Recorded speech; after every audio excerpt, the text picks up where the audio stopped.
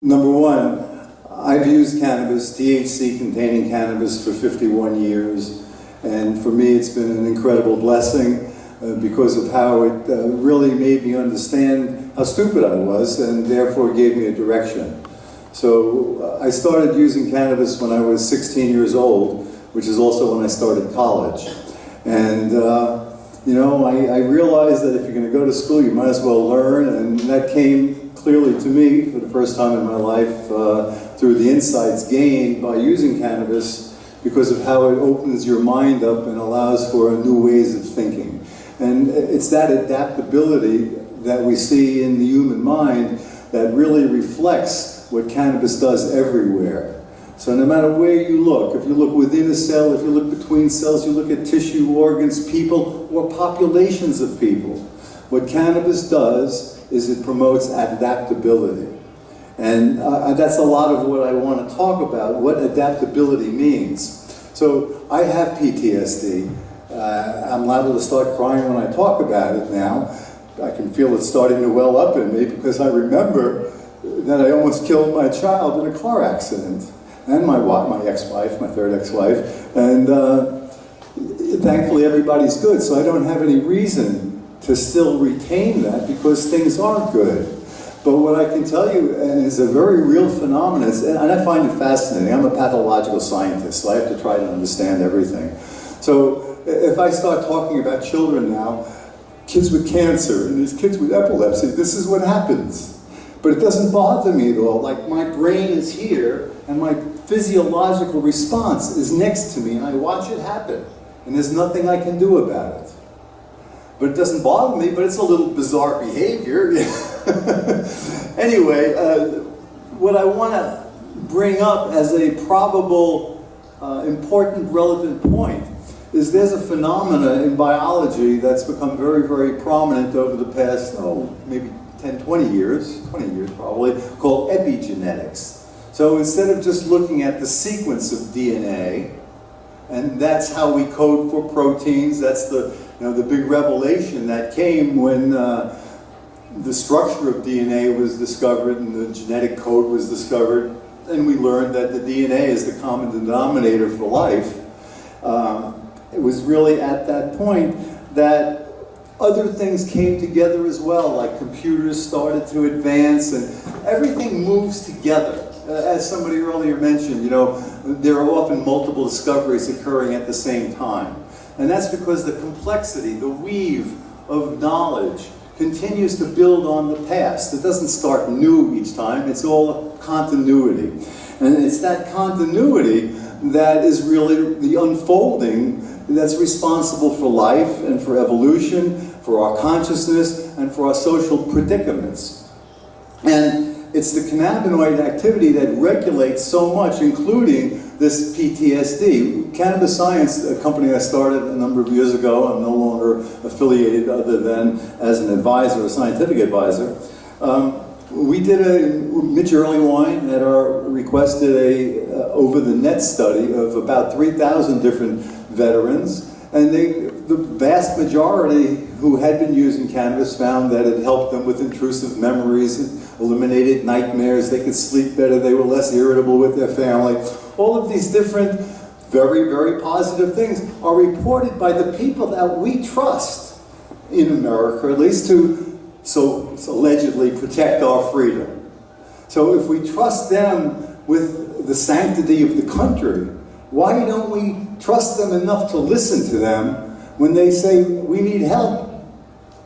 And this helps me, and I've done it. Why do you need an FDA study if a human being tells you, I'm using this, and I'm feeling better, I'm able to sleep, or I'm, whatever it is, it doesn't matter. Why is it that the governments of the world, largely, have become so separate from the citizens of the world who are saying, this is something that's good for me, this is something that helps me? Again, I'm 67 years old now.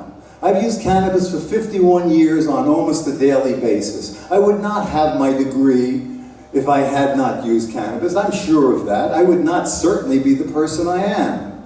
And, I feel like I've been a fairly functional, useful human being. My kids are happy, my grandchildren are happy. I'm happy. And a lot of it is because I feel that I'm probably fortunate enough to make enough cannabinoids. You know, that's the thing that's really hard for people to get their head around. That your endocannabinoid system regulates everything in your body, from conception until death. The maturation of your sperm, the implantation of the fertilized egg, the movement of the fertilized egg through everything, starting just with that simple example, is regulated by the pot that your body makes.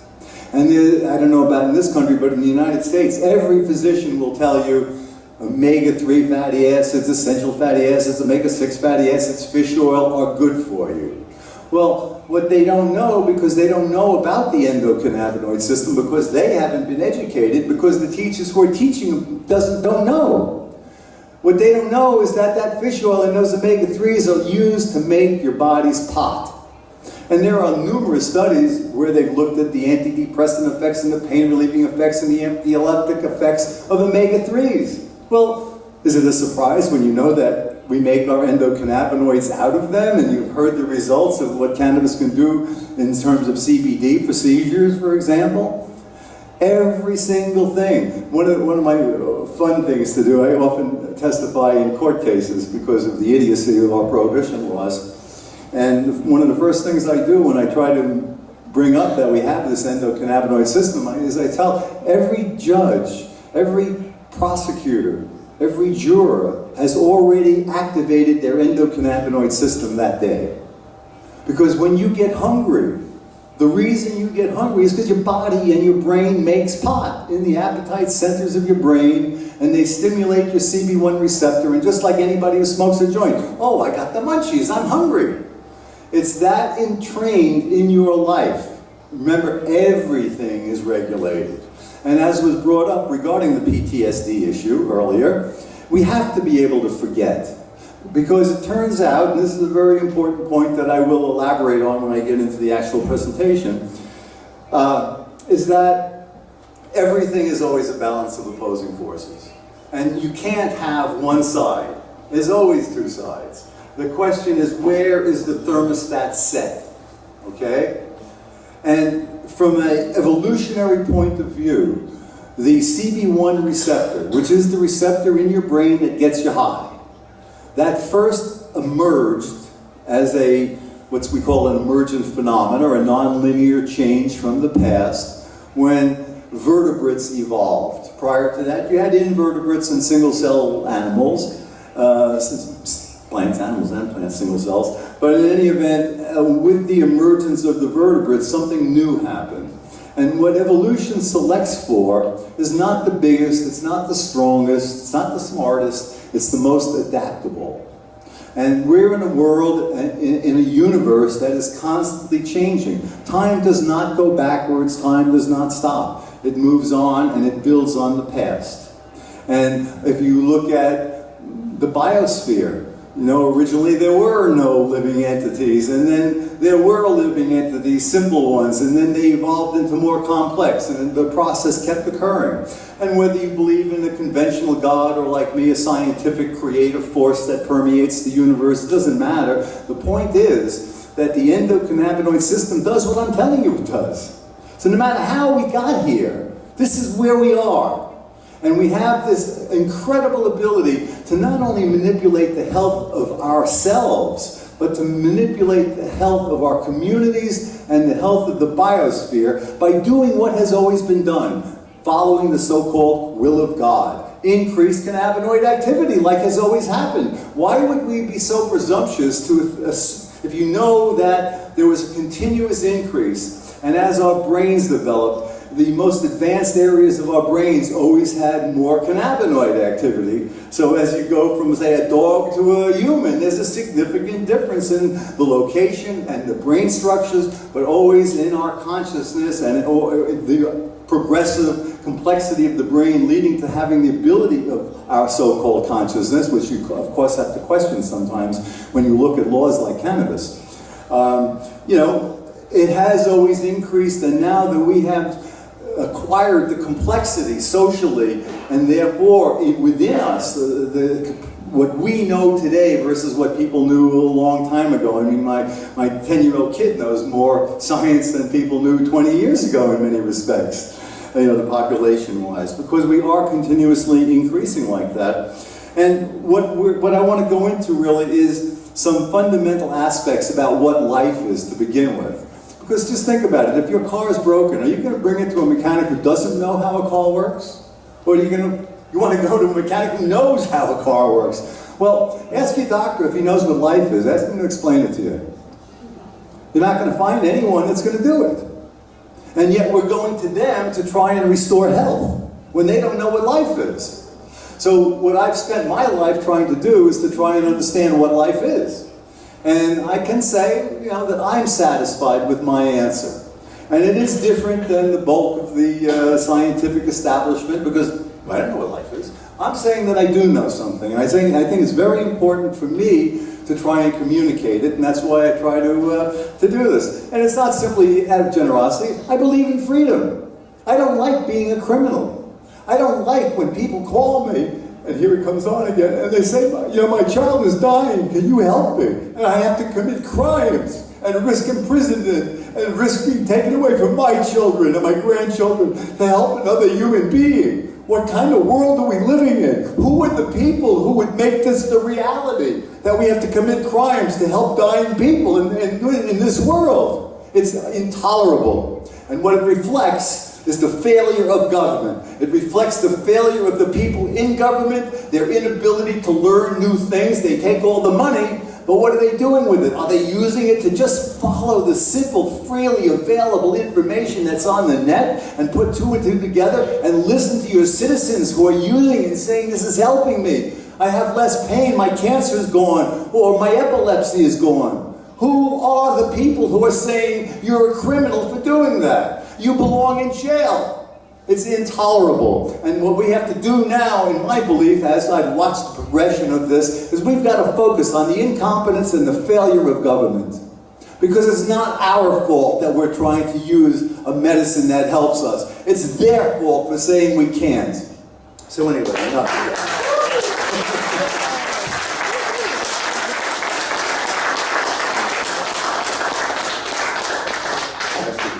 I wanted to just show another couple of quick things. So, find it.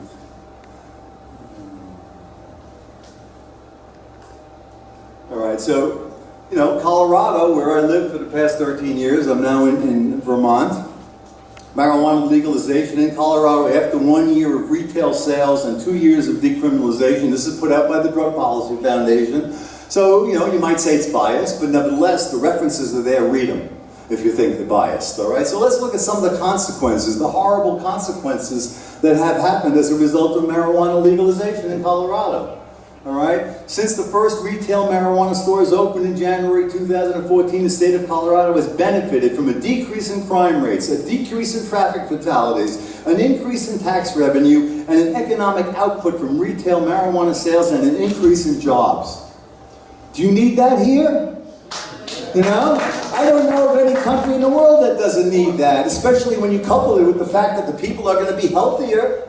You know, they estimate, I forgot the exact number, but some huge, horrible number, but, you know, in the next 10, 20, 30, 40 years, as Alzheimer's continues to increase, the stress it's going to put on the healthcare system in the United States, basically, within the next few decades, it'll bankrupt the system. Well, cannabis inhibits Alzheimer's disease.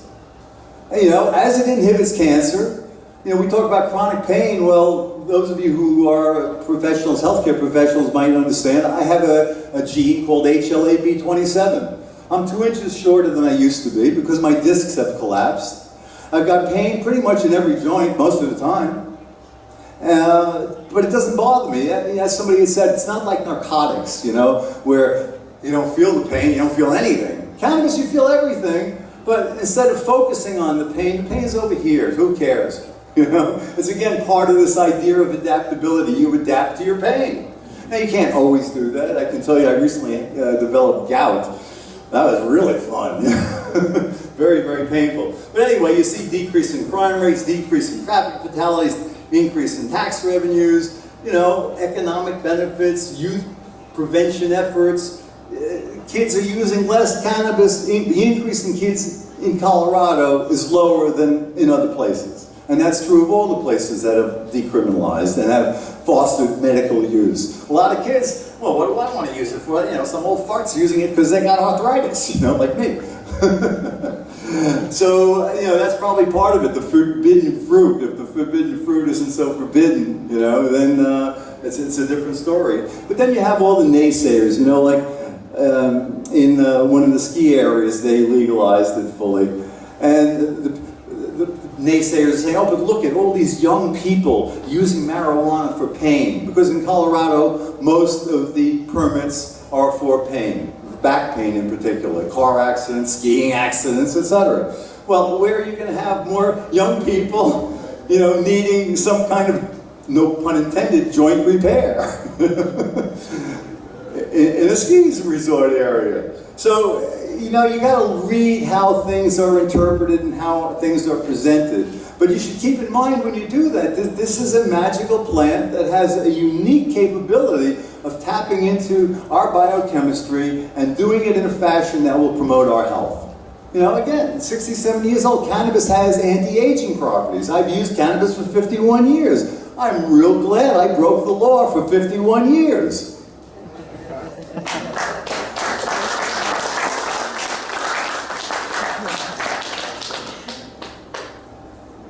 So, let's try to go here a little. So what I want to kind of start off with is a little bit more about, I usually have music going in here, roll up to the magical mystery tour, because in fact the truth is stranger than fiction.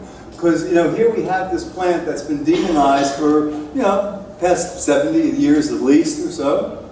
And it turns out that that plant is like nothing else in its ability to tap into humanity. And aside from the health aspects, there's all the industrial aspects. I just came here from a conference up in Germany on hemp and fibers and plastics and, you know, a million things that you can make out of this. So we have, there's two sides to this. We have the low THC, really more important, not whether there's THC there, whether it's a good fiber plant and whether it's grown for fiber.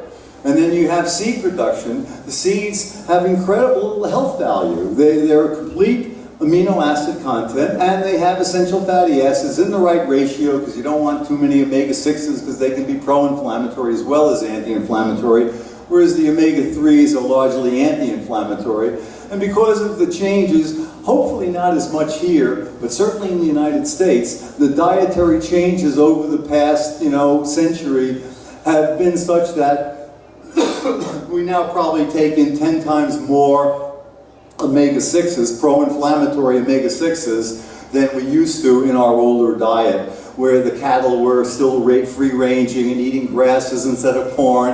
And that comes back to where I want to go. I want to take us to, when we understand the origins of life, then we can understand the problems of life.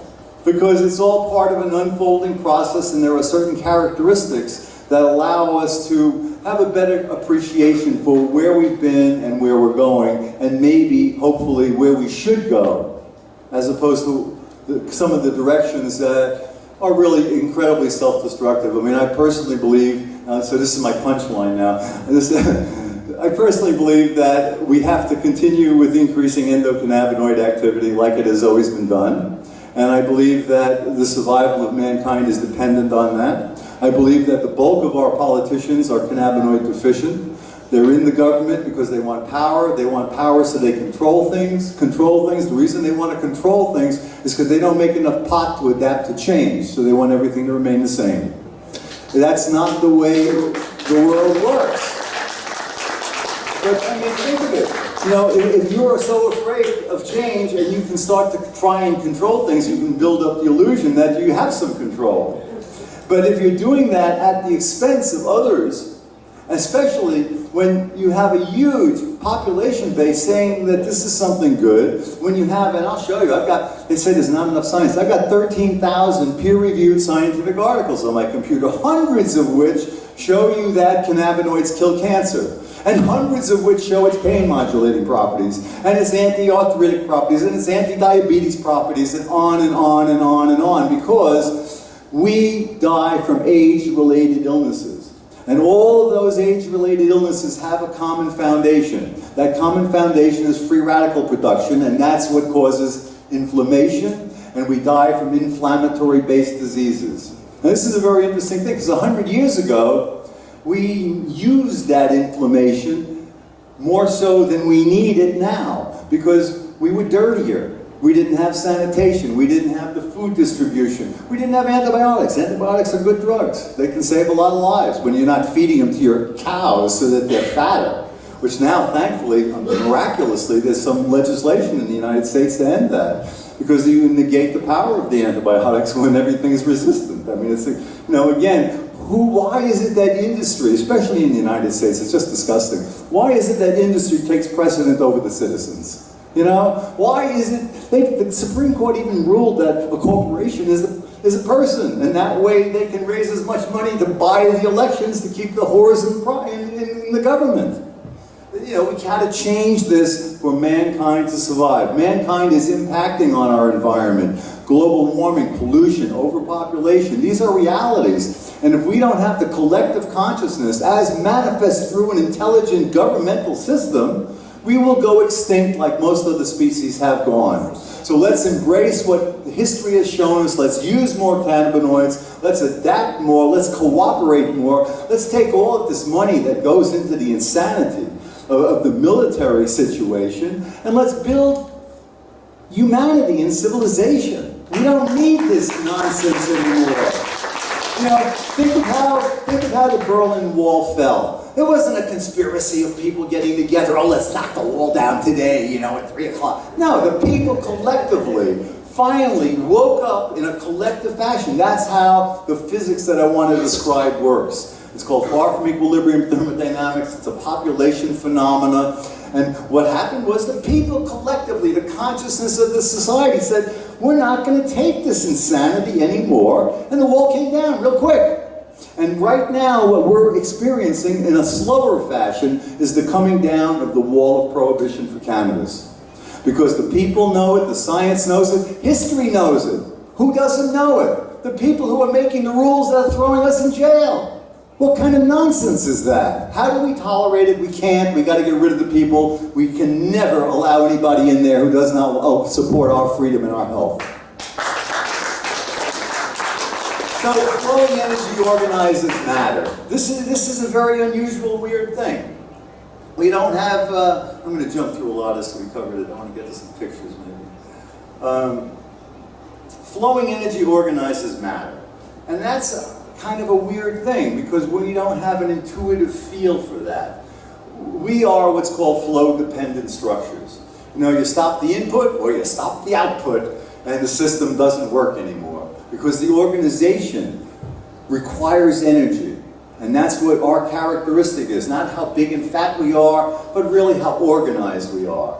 And if our brains are working correctly and we start to understand how we got here and what we are and what the meaning of health is, then we're going to have some really profound changes, because the collective consciousness of our society will no longer be dominated by angry, uptight people who are afraid of change and who would rather make weapons because then they think they can control something.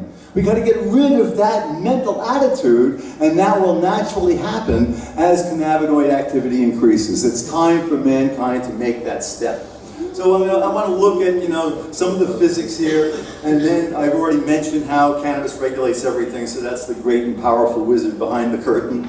And as we understand a little bit more about the physics, then the relationship of cannabinoids to aging and cancer and everything else that I'm going to talk about there becomes quite obvious, because there is a continuity from what creates life, from what life is like on a subcellular level, and how it pyramids in complexity through us as organisms and into, essentially, the biosphere that we're a part of. There are fundamental things that keep happening over and over. If you are familiar with the term fractal, you know, fractal is a mathematical expression that lets you see a pattern and you magnify it, and you see the same pattern and you magnify it in the same pattern.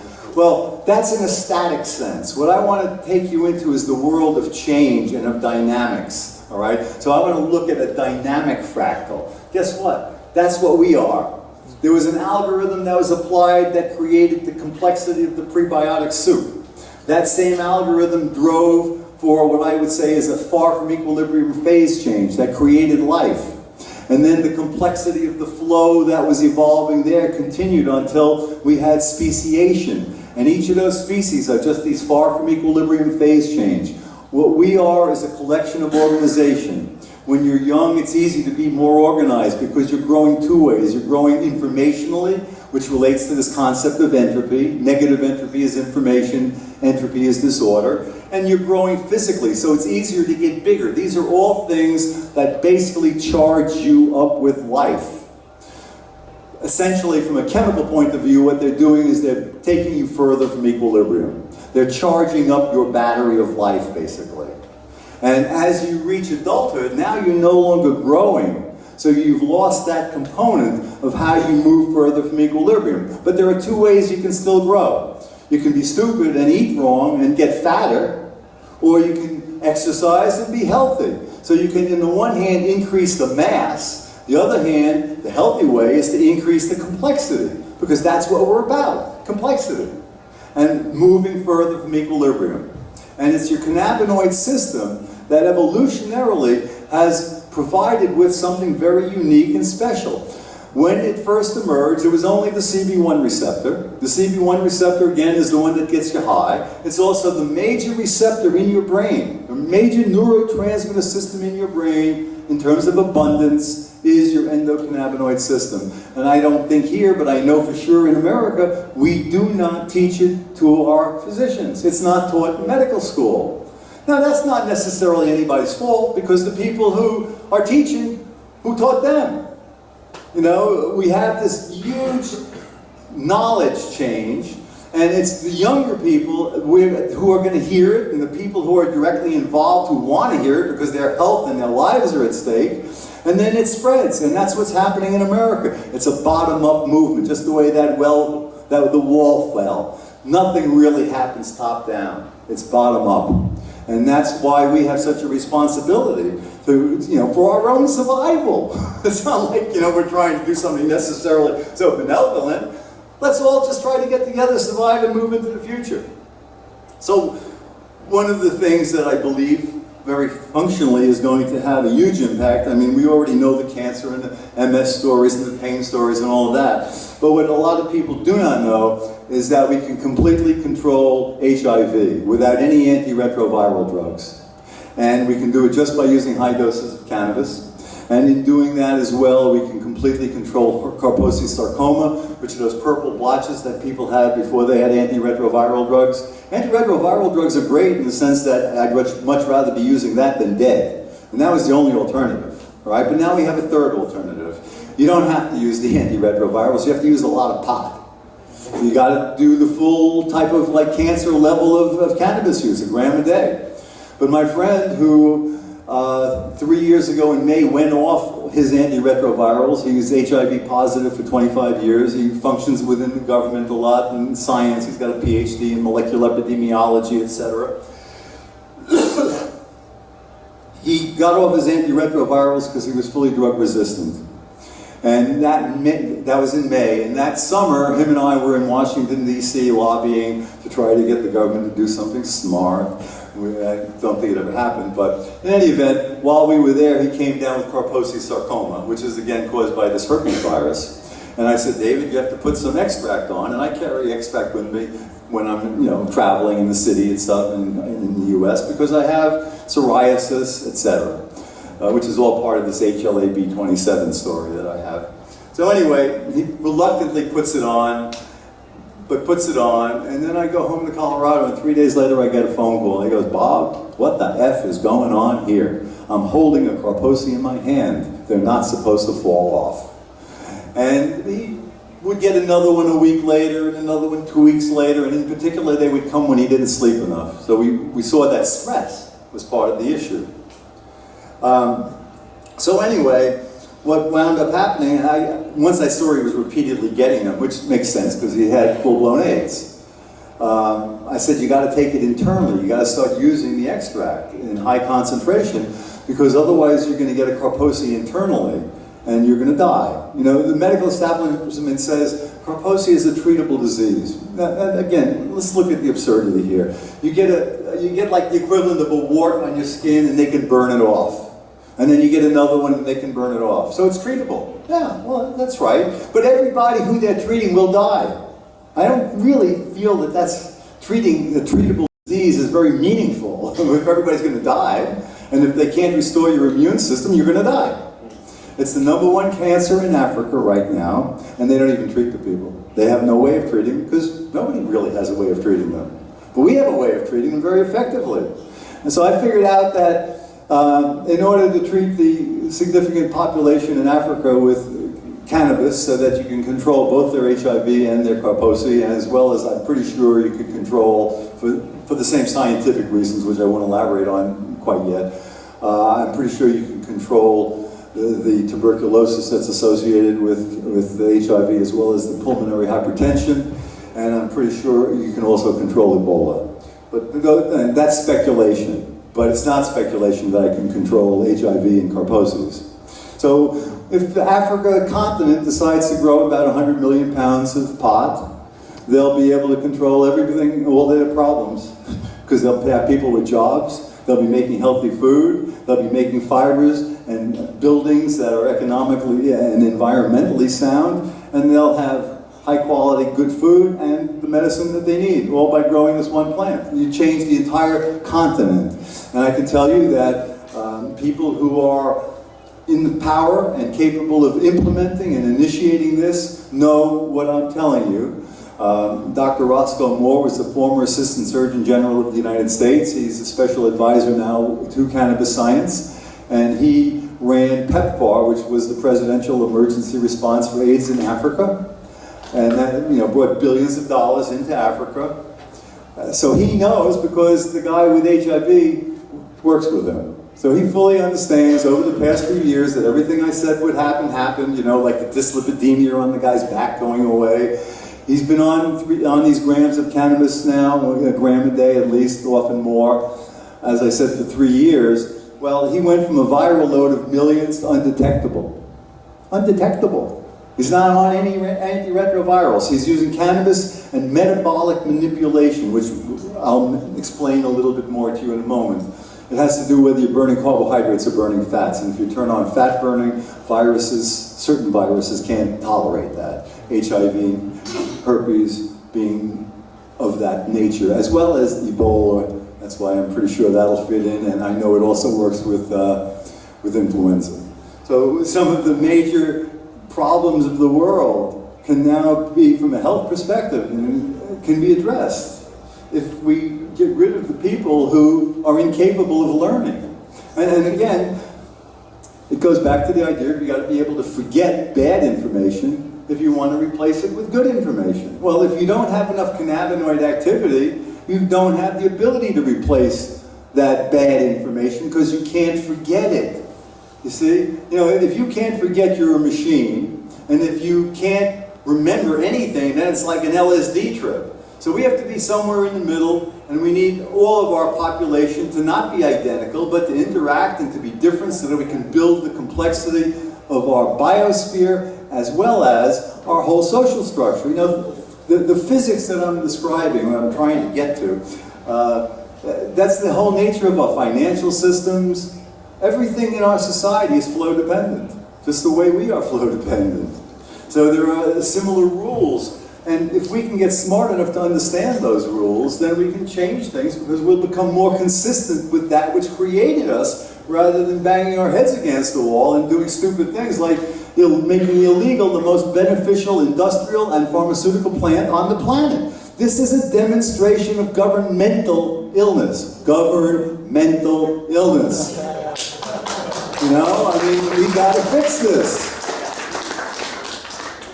So the physics that I talk about all comes from the work of Ilya Prigogine.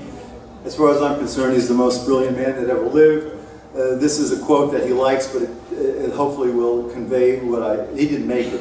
The more deeply we study nature of time, the better we understand that duration means invention, creation of forms, and the continuous elaboration of the absolutely new. That is how we work. It's a process of continued creation and maintenance.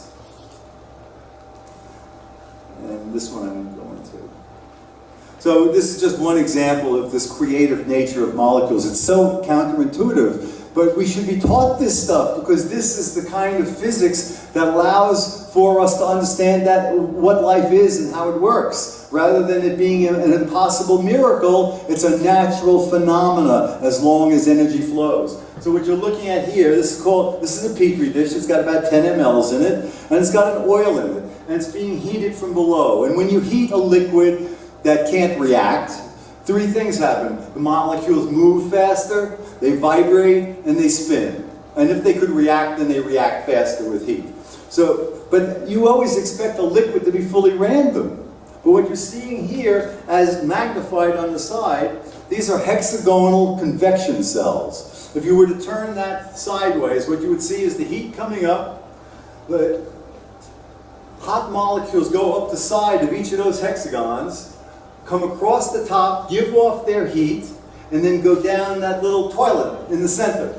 Okay? Now, the probability of liquid molecules organizing themselves to create one of these flow-dependent structures from a non-dynamic point of view, from the point of view of, well, I'm going to pour 10 mLs and let's see if that happens, or I'm going to pour 10, let's see if it'll happen. You can do that for eternity, and you're not going to see it happen, but it happens when you put the heat and you have the energy flowing correctly, the right rate, you form spontaneously organization. So these are called flow-dependent structures. Any gradient of energy flow can create structures. Not any structure, the one specific for the reality associated with the situation. So here we have another petri dish, and in this petri dish there's a chemical indicator that tells you whether or not the molecules in there have extra electrons or want to get rid of their electrons, and it's something else that either wants them or already has them. If it doesn't have them, it wants them. The other thing has them, wants to get rid of them. Okay, so you have the ability to have flow, you have a potential. And it's electrons that are flowing in a chemical reaction. They're called redox reactions. And this is what powers you. Okay? But what you're seeing here is there's an indicator telling you whether the molecules have electrons or have lost electrons, whether they're reduced or oxidized. And that's what gives you this color. So once again, you're seeing in a liquid, there's organization, there's structure in a liquid that is spontaneously generated by flowing energy. And what I'm telling you is that this is what generated the complexity of the prebiotic soup. And then there was a far from equilibrium phase change. And let me try to clarify that concept for a second. So here we have this piece of paper or this desk or anything. These are equilibrium structures. If you do not have a chemical reaction with them, if you don't burn them, or do something else that will chemically react, they will stay forever. There's nothing about them that should change unless you forcibly do some change, but the structure itself will just stay there. It doesn't require any flow to maintain itself. We are, in contrast, at the total opposite. If I were to take a person and dissolve them down to their molecular entity, so we won't even go atomic, we'll just go molecular, right? And you put them in a big dye tumbler and you shook it and you threw them out. Is the person going to be there? No. The whole is greater than the sum of the parts. That's one of the fundamental principles of this science. And that's true whether you're looking within a cell or within one of these flow-dependent structured chemical reactions. I mean, these are inorganic chemical reactions showing you collaboration and creativity. Well, if molecules show collaboration and creativity as a fundamental property of physics of being, then wouldn't that suggest there's something very fundamentally wrong with our governments and the need to make weapons? See, the whole philosophy is wrong. It's abnormal. It's unnatural. Cooperativity is natural. That's the equivalent, really, of love. You know, when two people are in love, they cooperate. They're open. They exchange. They bond. Instead, if you're fighting with each other, the opposite happens. We can no longer afford to drive the complexity of the planet by warfare and by pollution. This is just another example of the same thing where you can see it happening. So here everything is random, there's nothing there, and then all of a sudden you start to see these patterns coming.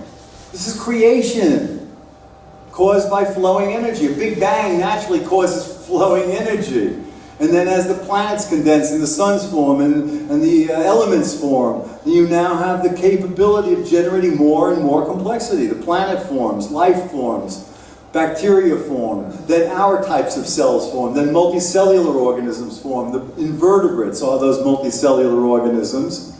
And they could only go so far in generating complexity because of the free radicals that are required to keep everything, that are the byproduct of the energy necessary to keep everything together, okay?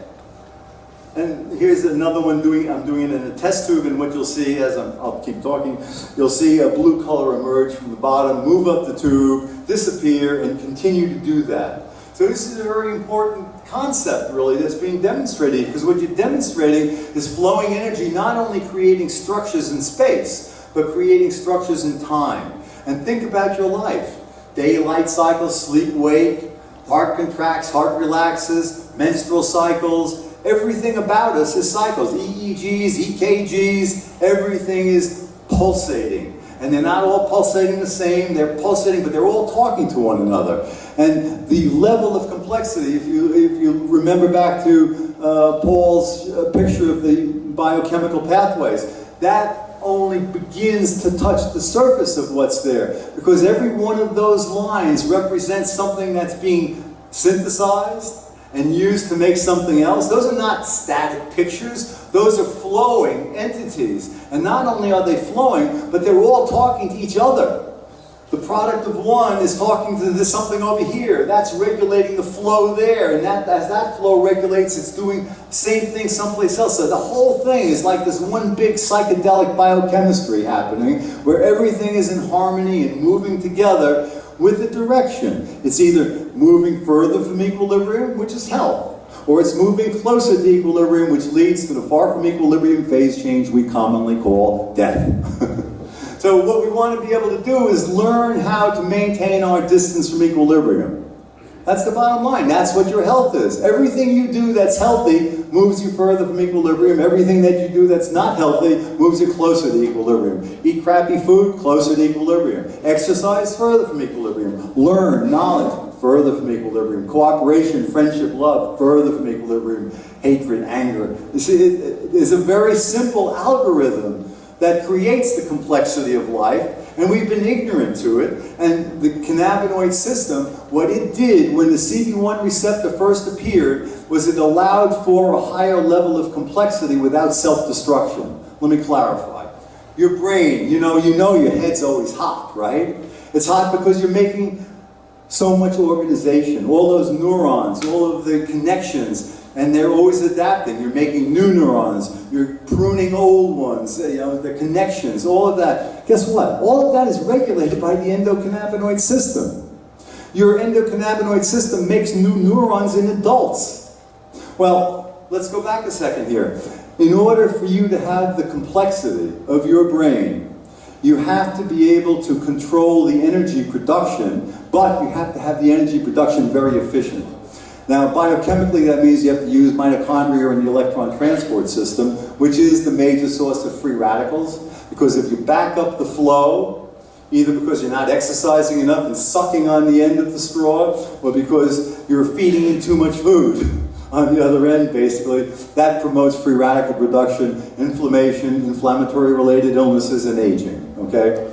So, what we want to, and this here is just showing you a bunch of different chemicals that are in a yeast cell and showing how they oscillate over time. Again, because oscillations are how creation manifests itself. It's like yin-yang, it's always a balance of opposing forces. It's where do you set the thermostat, and historically the thermostat was set with more aggression.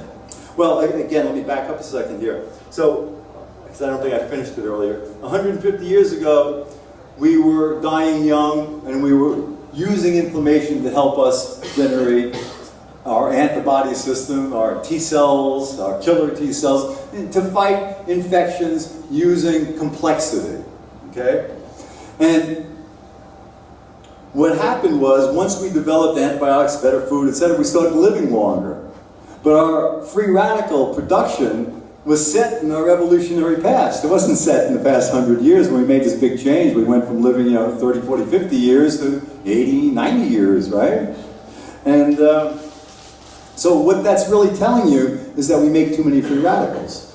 Well, as you've heard before, what your cannabinoid system does is it regulates free radical production.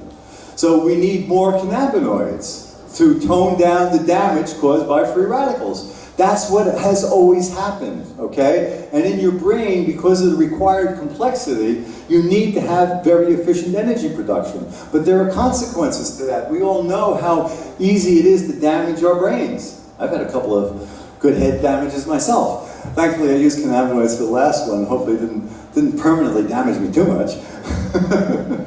Now, what was I saying? Anyway, what we have to be able to do is understand that cells are always trying to survive. And anytime there's change, there's going to be free radicals. Good change, bad change, doesn't matter. It's change, they have to readjust. That means they're going to make more free radicals. We have to have enough cannabinoid activity to buffer that change. And what we want to be able to do is, see, the head injury is so sensitive because those cells are dependent on generating energy efficiently, otherwise it couldn't put so much complexity. And that's why we're so hot. And part of the way we protect ourselves is to turn down the efficient mode of energy production so that we don't make so many free radicals, okay? But when you do that, because it's less efficient, you make more heat. Well, we can't tolerate any more heat in our head, otherwise we'll fry our brains, right? So that's the sensitivity component. We need it, but it's a problem. If you look at your heart, for example, I think the number 65% of the energy from your heart comes from burning fat, because then you're not generating as many free radicals. And the heart, it's doing something very important, but it's not as complex as your brain in terms of connectivity and information flow. It's a much simpler organ. It's got a critical part, but you want it to keep going. I know that because I've had heart disease. Cannabis didn't work for arrhythmia. I can tell you that. I tried for 10 years until finally I had a big problem. And thankfully that's largely gone now, as long as I take my meds. Pharmaceuticals work for electrical heart problems. All right? It's much easier to fix plumbing problems with cannabis, because where I'm going with all of this is that when we turn on fat burning, that's a very protective mode. Your stem cells, for example, they've got to be able to regenerate new cells throughout your life. Well, if they're burning and making free radicals all that time, they're not going to be in very good shape when you need them as you get older. And that's part of the problem, because they are losing their integrity. But the way they're able to maintain that integrity all that time is because they're burning fat. And they're not making so many free radicals because they're not doing things. They're not differentiated. It's like a seed sitting there. You can have seeds last for thousands of years. You plant and it grows again. Spores, bacterial spores from God knows when. So life can remain in more suspended states. And when we go into fat burning, that's what we do. We stop talking as much to the environment. The environment is always necessary because that's what sustains us. If we don't take in more negative entropy from our environment to support the entropy, if we don't take in more negative entropy to support the negative entropy of our being, then we wouldn't be here. But what we have to do is we have to generate more waste. That's what makes us what's called the second law of thermodynamics, that entropy must increase in a closed system. Well, we're talking about open systems. All right, so what you got to keep doing is feeding in the negative entropy to maintain the system and spitting out disorder. What I'm basically saying, using different words, is any collection of molecules like us, we will get smarter as long as we make the universe stupider quicker. We pollute the universe with stupidity, all right? But we would like to not have that stupidity dominate us and restrict us in terms of where our human potential is. And that's what we're talking about here. So free radicals are all stress. How much time do I have? I always talk too long because I teach this stuff in years, not hours or minutes. All right, so we've gone through a lot of that already. I want to show you some. So everything requires feedback, in terms of what I described for me using marijuana, making me realize what a moron I was. Well, your cells also have to be responding to feedback. Otherwise, how do you know where anything is? And if there's a direction, how do you know how to go? where to go, okay? So when we generate energy and we make free radicals, regardless of how, because the mitochondria are not the only way, but when we make free radicals, they by definition are extremely reactive. So they're going to react with your DNA, your RNA, your lipids, and your proteins. And the kind of the conventional way of looking at that would be to say, well, you're degrading the quality of those molecules. That's not what I want you to come away with. I want you to come away with that those degraded or those altered molecules are part of a signaling system. Remember I said everything's talking to everything else? Well, if you have a particular fat floating around in you, and it's going to talk to certain things, but if you had that same fat after it was damaged by free radicals, it's going to talk to something else. And it's going to ultimately say that there's a problem. I'm making too many free radicals, and that's how cells ultimately die. Apoptosis, necrosis ultimately have as their basis free radicals, and that's what the cannabinoid system is designed to buffer so that we can continue with our evolutionary direction, the will of God, increased complexity. So all of these things, aside from their more normal use, are all signaling agents to tell the cell how to maintain homeostasis. And that is all occurring through free radicals. So free radicals promote degradation, they act as signals, we also use them as weapons. You know, when you have an infection, you have specialized cells that go and like have a little ray gun, and they go and they nuke the problem. Problem is, they're nuking the problem in you. So you are the collateral damage. So that's why chronic inflammation often leads to cancer. This is just a picture of one of these metabolic waves. What you're looking at here is a neutrophil. Neutrophils are the foot soldiers of the immune system. When you first get an infection or a mosquito bite or a splinter, the neutrophils migrate to that site because the cells send out signals that there's damage there, often generated by free radicals, that will then be transferred into the blood. The cells sense the gradient, you know, there's more there, so I go there. Until they arrive at the sites of the damage, they then exit the vasculature. It's a whole incredible story of communication. But what you're looking at here are reduced molecules moving down a neutrophil, and you see over time they move down the end. And then over here you see this very big bright light. There's another bright light here, that's another cell. So just look over here. What you saw was that a wave of reducing potential moved down the cell and then reached a special enzyme in the end that used that energy to make free radicals to nuke the problem. Which again, unfortunately, with the collateral damage, but that's how we fight infection initially. You get those neutrophils there, they die young, they're the foot soldiers. You know, we sacrifice our military, we already heard that. Which brings me, while I'm there, I'm gonna, you know, the government policy in the United States is to kill the veterans. Because they send them off to wars that we shouldn't be having in the first place. They come back with all these horrible injuries, and then we give them narcotics, so we turn them into drug addicts. Now they're constipated. How happy is that going to make you for the rest of their life? Your family life is destroyed because you're now a constipated drug addict. Perfect for having a good family. And then because they're depressed, we give them antidepressants. Well, do you know what the well-known, documented effects of a lot of these antidepressants are? Suicide. But we can't give them marijuana because we don't know what the effects were. Maybe if we knew marijuana would kill them, they'd allow it. It's an outrage. We cannot tolerate it anymore.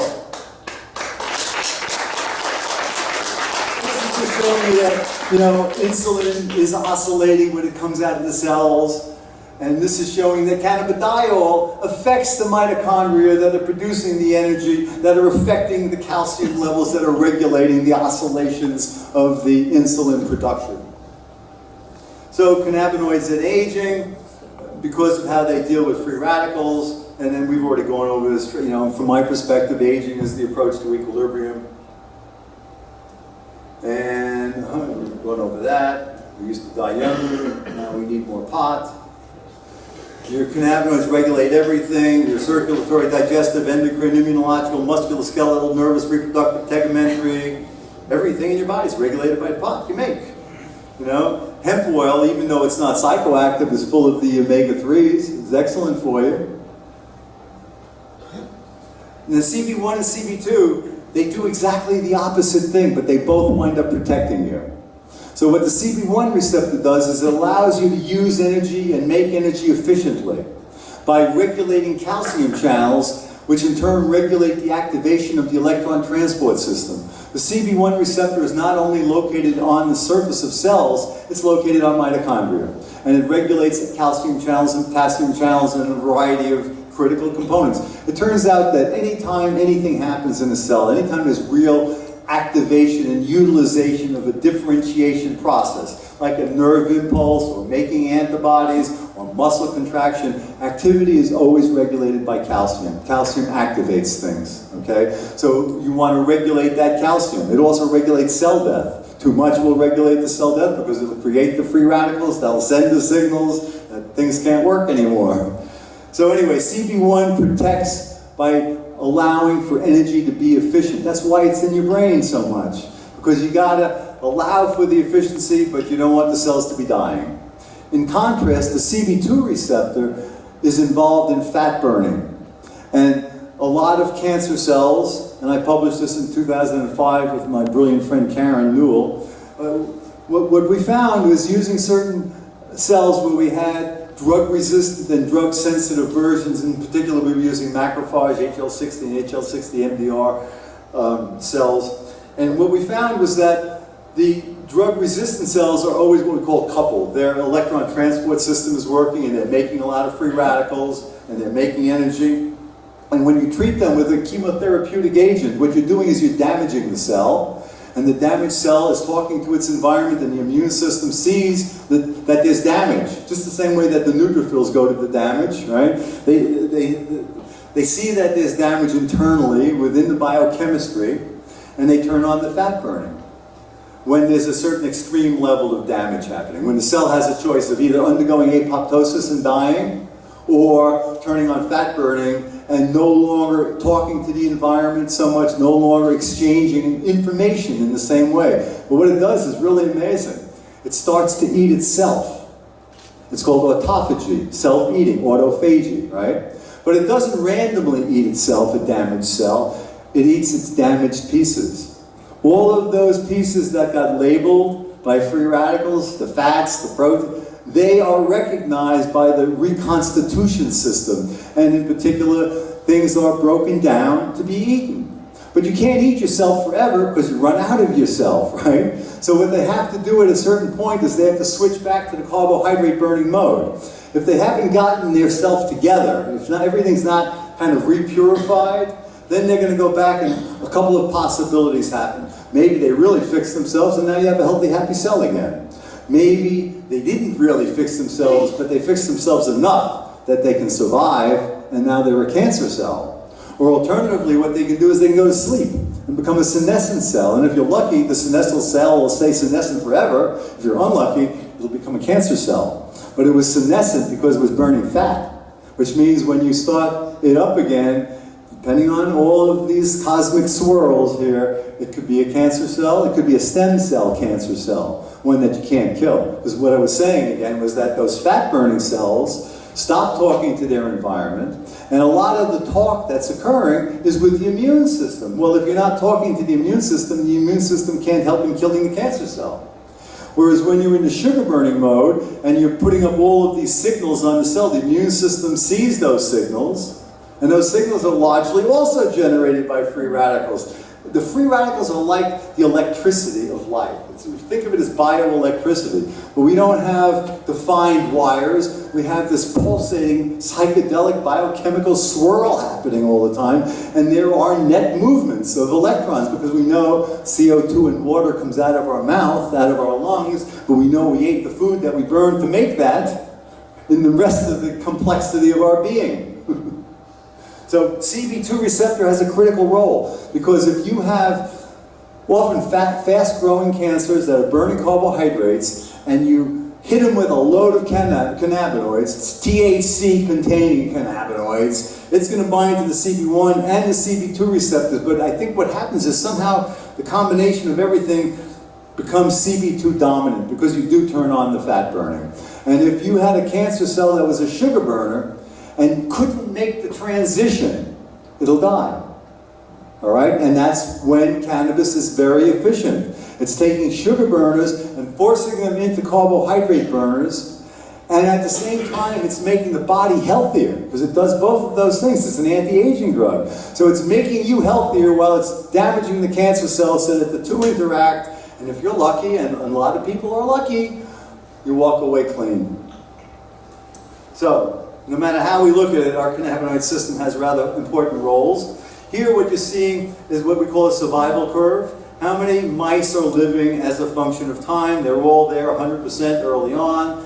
And then we have three different kinds of mice here. Cb1 plus minus. Cb1 means the Cb1 receptor, that gets you high. Plus minus means we all have two genes, but this has one good one and one bad one. Here you have what's called a homozygote. It got a good gene from its mother and its father. And you see that at 24 weeks, most of them are alive. Now look what happens if you can't get high. This is what the government wants to turn you into. Let's inhibit cannabinoid activity, you know? Well, you know, they're down to around 60% in 20, that means 40% of them died because they couldn't get high. And these mice, they sit there, they don't move because they're so paranoid about change. You know, I can't turn my head over there, it might, you know, something horrible might be there. That's what our government's like. I go to doctors with kids that are seizing 100 times a day, and I say, give them some CBD. You can't kill them, no matter how much you gave them, it's not going to happen.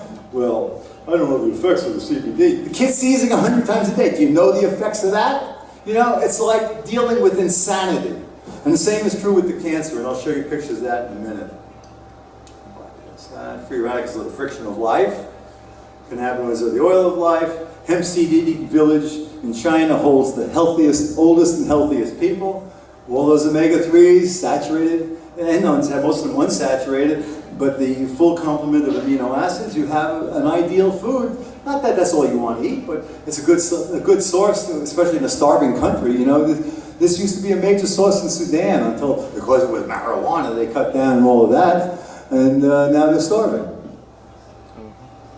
This woman here, 120 years old when they took this picture.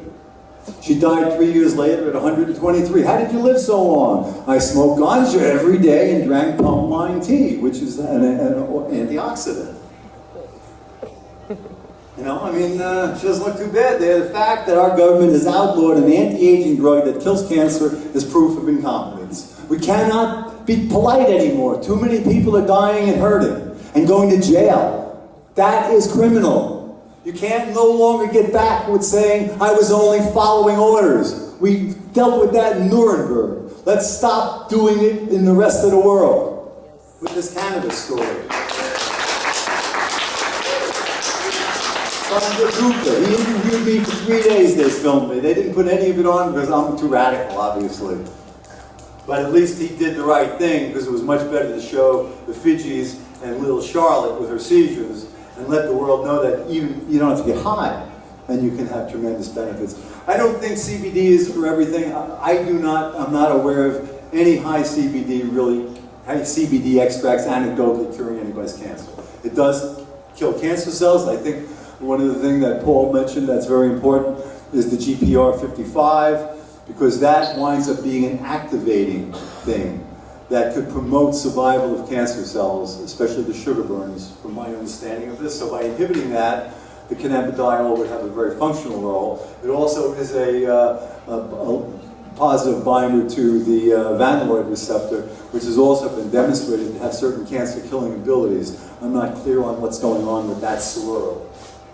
So anyway, I think he did an incredibly important thing. And think about what he said. Not only did he provide all of this beautiful footage and dramatic, evidence, but he said, I apologize to the American people because I was wrong. I didn't investigate enough. And because he was against medical marijuana. So he is clearly open-minded, has enough cannabinoid activity to forget the stupidity, and to move forward, and to help people. So this was the first experiment by Manuel Guzman that really showed dramatic cancer-killing activity. Cancer-killing activity by cannabinoids was first demonstrated in 1972. Manuel did this experiment in 2000. He did a few others a couple of years earlier. Basically, once we knew that cannabinoids had anti-cancer activity, for 25 years, nobody studied it. Was that by accident or some kind of insane government stupidity. So anyway, what he showed here is, so again, another survival curve, right? And if you don't give the mice cancer, they all live. If you give them cancer and don't treat them at all, every little step there is a mouse dying. And then you see if you treat them with THC or with WIN, which is another CB1, CB2 agonist, you have dramatic increase in survival. The way they did this here was they actually injected THC into this tumor in the brain of this mouse, and 3 days later, the tumor was gone.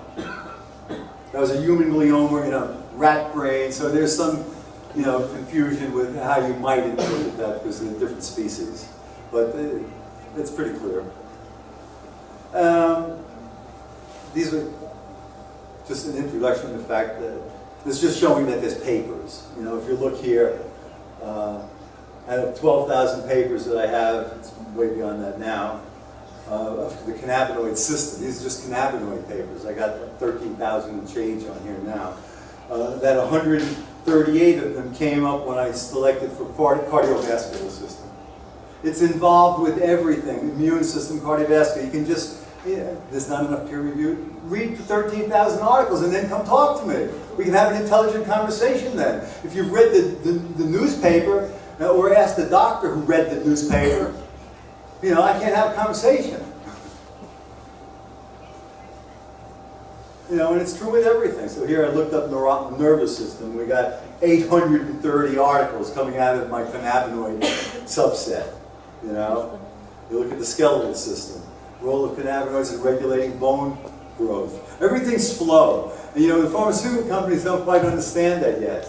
So what they do, the single molecule approach doesn't give you holistic phenomena, and life is holistic. So it's very unlikely for a lot of these pharmaceuticals to work. They do work well for the heart. I can't complain. I'm here talking to you.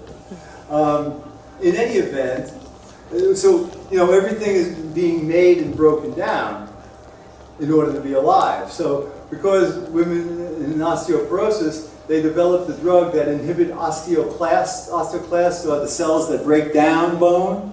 So they figure, well, we'll inhibit the breakdown of bone and we'll, save all these old women from osteoporosis. Well, what happened was, think about it. If life is dependent on flow and you're cutting off one end, well, is that bone alive? It may be thicker because it hasn't been reabsorbed, but is it really alive?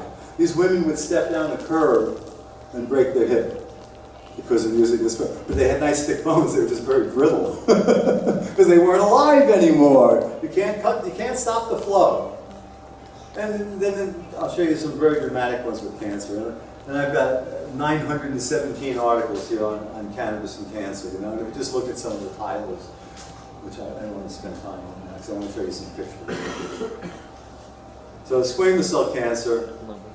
Here you see Australian woman had it on her arm, put tar on, and it starts to pop out of the skin. And then it turns into that beast. And the black is the beast rotting. And it stinks. It is rotting. This is autophagy leading to necrosis. It's not apoptosis. You probably have a mixture in there, but the bottom line is the thing's rotting. All right? And then it rots so much that when you take the we put saran wrap on it because it's so sticky, it gets all over the sheets and you never get it out. You take the saran wrap off in the morning and the bulk of the tumor fell off with it. And then it progressively heals until it's gone and it was biopsied and it's no cancer. That took about 3 months, 2-3 months. It turns out that different cancers respond very differently. So squamous cell, what it makes them do is it makes them grow. I'll show you the next picture. See here, she had a little red dot there. We put the extract on because this woman, and she's, are you here, Jackie? Did you come back from shopping? No. She put it on because she's had she had numerous basal cells. And the basal cells, when you treat them with topical, we're only talking topical, nobody's getting high here. You put it on topically, and within a few days, if it's mild, depending on the individual, in their biochemical swirl, 2-3 weeks is the most I've seen, the basal cells fall off. So instead of going and having half your face cut off like they wanted to do with Jackie when I first met her and she had one there, I said, no, put this on, and then if it doesn't work, then you can go and try something else. And she did. Eventually had it biopsied, it was gone. And she had done that numerous times and saw the difference between putting that on and having them go away versus having Mohs surgery where they cut you open, and if you're lucky, they manage to get it all, but often with a fairly high rate it does come back. So here you see it's starting to grow. It's not drying up and falling off like the basal cell, it's just like the arm that I just showed you. When the arm did it, I thought maybe the tumor was underneath and was pushing it out. But that can't be true on the nose here. This could not, you know, it's just thin. And what you see is it continues to grow, and I'm panicking. I'm looking at it. I'm here, she's in Australia, and I'm thinking, oh my God, this, you know. So I said, but she was confident because she had treated her basal cell so many times, and her sister was the one with the squamous cell. Everybody in Australia gets skin cancer. If you're white, you know, come from London fog to the equator, give me cancer. So I'm looking at that and I'm like saying, Jackie, from what I understand, you can force the apoptosis from this autophagy and the cell growth that's allowing this to live if we give it an extra burst of free radicals. Put some hydrogen peroxide on it. And she did, and within a few hours the thing collapsed. And then progressively just rotted away, and this really stank, and it's on your nose. She said, I couldn't get a drink of wine because it would hit the upper lip there. And now it's completely clear, and you'll see her later or tomorrow. She'll certainly be here tomorrow. And, you know, just another case like that. This poor man here is not a happy story, though. He had what the doctor said was the worst case of squamous cell. It went 2 inches above the top of his head. Those holes went all the way down in, and they'd fill up with smelly fluid. And he called me up, he said, Bob, I'm dying, can you help me? So you have to commit crimes, you know? What are you going to be? Human or not? And again, idiot doctor practice, they irradiated this man's head 130 times. How many times do you think it takes before you realize they're not going away? You know? So what he had here and here in particular, and there's another one back there that you can't see, were the drug-resistant tumors. And so these are the fat burners, etc. But cannabis did wind up working with us. We don't really know exactly, but we know it was fully resistant to radiation. And we start putting the extracts on them, and you see they start to eat it away. And we kept doing it, and it ate away more and more. And by now had finally found an oncologist who knew what he was doing, who was willing to have him as a patient, even though he was committing this horrible crime. And by the time he saw that, he said, this is amazing. We have nothing in the medical field that can do what I'm seeing here now. He says, put it all over his head. Because we don't know where the cancer is. So we put it all over his head. He puts it all over. I just advise what to do. Now what you see is, that's his skull. That's his skull. It ate the tumor completely down to his skull. The original doctor wanted to cut his scalp off, and then cut his skull off, and then mount his skull somewhere on his body where they could treat it, and then put it back on his head, and then give him skin grafts. And he said, what, are you crazy? That's when he went to the radiation guy who did him 130 times. The sad part of the story is, his head was open in these various forms for a year. He would go outside, put a bandana on it so it wouldn't freak everybody out, and never had an infection, ever. And then he goes to the hospital for something else, and he gets a hospital infection, and they give him an antibiotic to which he was allergic, and he dies. So, acetylcholine was mentioned a little earlier. Acetylcholine is actually cytidine diphosphocholene. It's a normal metabolite that you all have in your body, and it's how you make acetylcholine, which is another neurotransmitter and influences whatever it influences, right? So we can tell something about what it influences because we know that THC inhibits acetylcholine production. And we know that for a varying amount, but we know that for anybody, they can take a certain level and feel euphoric. It might be one drag for one person, it might be one joint for another. But the point is, they'll feel euphoria, they'll feel good. For the most part, that's what euphoria is. But if you take too much, it's dysphoric. Now I've used cannabis 51 years, and you know, the one thing I really avoid like the plague is taking too much. You know, I eat it, so it's you have to be much more careful with your titrations, you know. But nobody who uses cannabis wants to take too much, and everybody has a level above which they're uncomfortable. So it's self-regulating. Again, it's this homeostatic agent. That's its nature. You know, you'll see people in a group passing a joint, but after a while, I've had enough. That's the norm. That's not the exception. Nobody wants to get too high because it's horrifying. Your body's on fire because you've turned on that fat burning with that Cb2 if you take too much.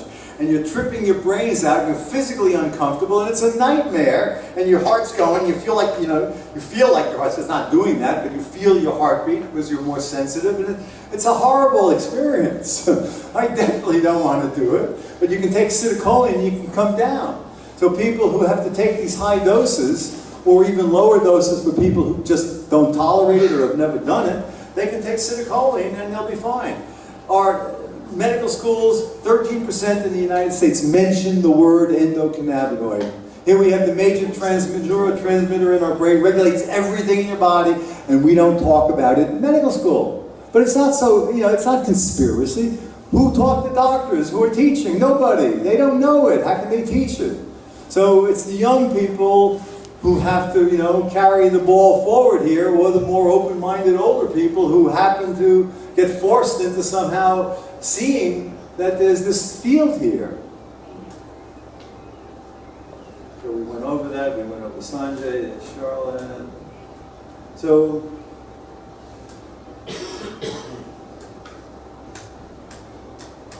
we can't evolve fast enough because of the change in our lifestyles and our diet and everything. We have to use more pot. We have to be smart enough to see this is how we work, this is where we're at, we're dying prematurely. If you're dying prematurely, doesn't that suggest a deficiency prematurely? The federal government was always trying to show how bad pot was.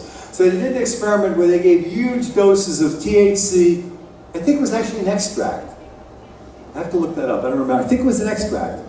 In the 90s, they were giving the equivalent doses to, what people take with cancer, really high doses for the mouse.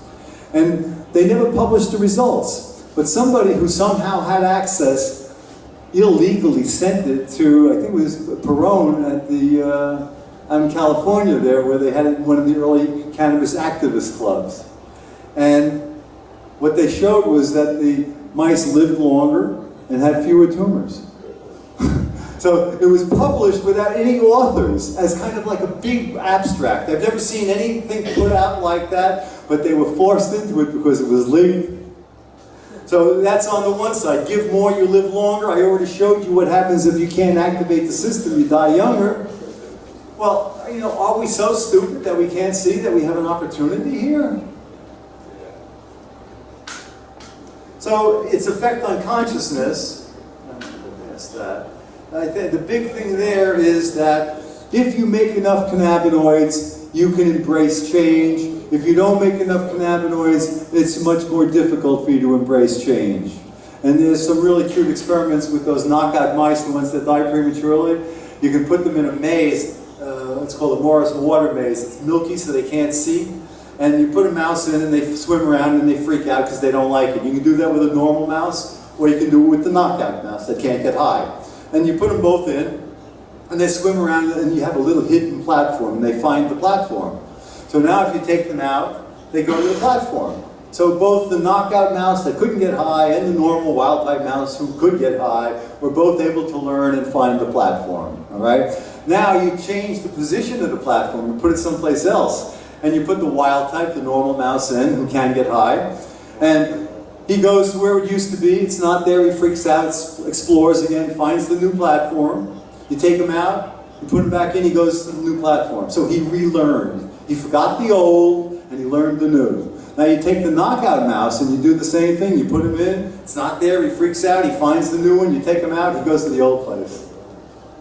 It's like, I learned that marijuana is the most dangerous addictive drug in the world, and that's going to be true no matter what you show me. Or, oh wow, new information. Let's change things accordingly. All the laws, be it the Singleton Convention from the UN, or your local laws, or the laws in the United States, they were all made before we knew we had an endocannabinoid system.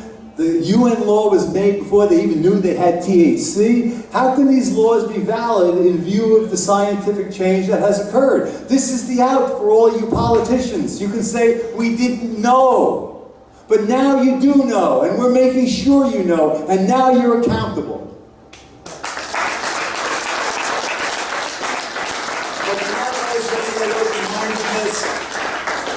Half the population is going to be below average. I call them the backward-looking people. And those are the people I believe that naturally will gravitate towards government because they want to control things, because then they will not be as stressed. If they always walk the same line, then there's no chance of something happening over here that I don't know about. So they want control and regulations. And the people who are more cannabinoid endowed, what's their characteristic? What did evolution select for? Adaptability. Oh, you want that rule? Well, I don't really like it, but all right, you know? And we put up with this crap decade after decade, but we didn't know ourselves. Now we know. And the sick people who are benefiting know. And their families know. And it's spreading around the world, and nobody can stop it anymore. So either get on board or get out of the way. This is the experiment I just described to you. It's in mother's milk. Psychoactive cannabinoids are in mother's milk. Why? It's stressful being born. You know, you have all of the, all the squishing of your head and oxygen deprivation, and then you come out and now you got a lot of oxygen. That's dangerous. Oxygen is very close to a free radical. That's why you have two molecules of oxygen together. Otherwise they would be free radicals, all right? And just to show how dangerous oxygen is, they did an experiment years ago because premature babies have underdeveloped respiratory systems. So they figured, oh well, we'll give them oxygen. Makes sense, right? Well, they gave them pure oxygen and they went blind. So it's in mother's milk because it protects that infant. The infant comes out, it's breathing oxygen, it needs to relax a little, it needs to get hungry. It needs to bond with its mother. Going back to the PTSD story, this is speculation. I realize it's rather radical, but it's also a cute thought, and I think it very well might be true. I think that a lot of the people who are what I call blips, the backward-looking cannabinoid deficient people, I think a lot of them maybe were not breastfed. And by not being breastfed, they never, adapted properly to the stress of being born. And there's a very interesting thing. There's this whole phenomenon of epigenetics that I think I mentioned earlier. Well, stress creates genetic changes, not in the sequence, but in the epigenetics, in the expression of different genes. And you can have a stressed parent, a pregnant stressed parent, and when that infant, they do it with mice, when that infant mouse is born, he's going to be more stressed and different, biochemically, than one that wasn't stressed. And it seems that that modification in the DNA can persist through at least 2 generations. It's not genetic change. It's a biochemical change in the DNA that's passed on to the offspring. It's very amazing. But that develops from stress, these changes, and cannabinoids buffer that change. I put in a grant once, because of the whole Iraq war and all that nonsense, I put in a grant. Why don't we start genetically looking at our soldiers and seeing which ones get PTSD? Are they the ones that are not making enough cannabinoids? Are they ones that have, a mutation in their receptor? Are they the collection of different points that could decrease cannabinoid activity? Maybe we would identify certain soldiers that shouldn't go into combat because they can't deal with the stress, because we can see it already. No interest in funding that.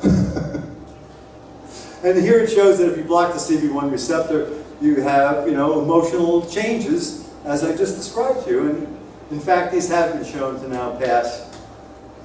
So we've gone over this, come on. All right, so here's backward-looking people as opposed to forward-looking people. Think of the history of governments. Where were the Enlightenments? Adolf Hitler, Stalin, George Bush, Genghis Khan. We have very few. We had Mandela and we had Gandhi. And then a couple of other smatterings here and there, So we need to have that big change. It turns out that political attitudes, as I've been alluding to, are influenced by things that are clearly controlled by the cannabinoid system. Whether you're liberal, conservative, people who are more conservative, if you go boo to them, they have a profound physiological response, much more so than a liberal. And they have all these different characteristics that shake out to what we see in the world today. You know, the two sides of the story. But again, we're not trying to eliminate, we're trying to shift the balance, that's all. We need both sides, you always need both sides. It's where is the balance? So, you know, we can have a world from the blips or a world from the flips. Hopefully Europe's at least going to the flip side. I can't swear about the US yet, although we're doing it. The cannabis awakening will never be turned back. This is one of the grows from one of my friends. Grows 500 pounds of bud a month, $1 million a month. Current marijuana policies are inhumane. They're based on ignorance, fear, and greed. In reality, cannabis prohibition is a fundamental violation of human rights. It's really an issue of racism, because it's the cannabinoid deficient people that are putting the cannabinoid sufficient people in jail for using what is natural and smart for them to use. It's racism. You know, you could be a black person and have 95% of your genes white, but your skin color is black. And you're protected because you're black color. Well, why, if my genes are different than a blip's, why am I not protected? Is it only for color? Why not everything? So we're dealing with genocidal racism as a result of one genetic group of blips incarcerating and reducing the probability of reproductive success of the other group. It's true. So this is the answer. Thank you. Do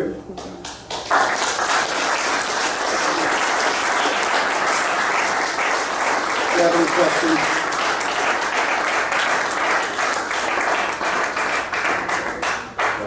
No, it's okay. I just take... Če ima kdo kako vprašanje za Boga? Če ne bomo končali za danes, Bob, thank you very much. He had a question, thank you. Where are you? I was reading... Čakaj malo.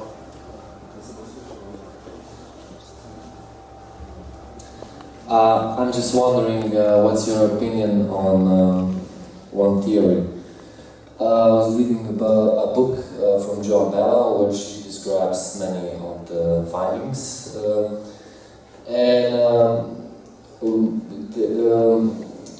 I think of this cancer, especially the disease cancer, as a planet disease. What we are doing to the planet, the cancer cells are doing to our body. So this also relates to a philosophy of Nassim Haramein, if you maybe heard of him, and I want to ask you if maybe you feel the same, that what's happening to our bodies is happening to our planet in a kind of a metaphorical way. Well, I think it's more than a metaphorical way. Again, everything is this dynamic fractal that I'm talking about. So everything is connected to everything else. I think it was back in the 70s, there was a book that became quite popular by a guy, Sheldrake, I don't remember his first name, but it was called the Gaia Hypothesis. And it was based, Ruber, yeah.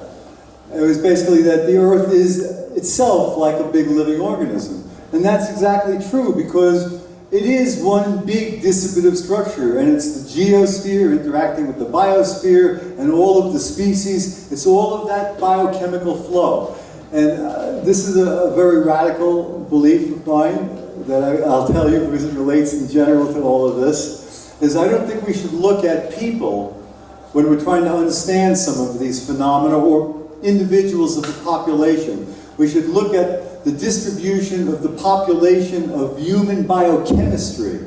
It's like those little swirls in the distributive structures that I showed you, you know? We have to look at how all that chemistry is flowing, and I believe that speciation occurs when the flow through a species becomes so great that new change must occur, and that's how speciation occurs. I think if we look at it as the Earth as one big chemistry set, and as populations being subsets of distributions of molecules that are all talking to one another, that we can get a better appreciation for the kinds of things that you and I are talking about here.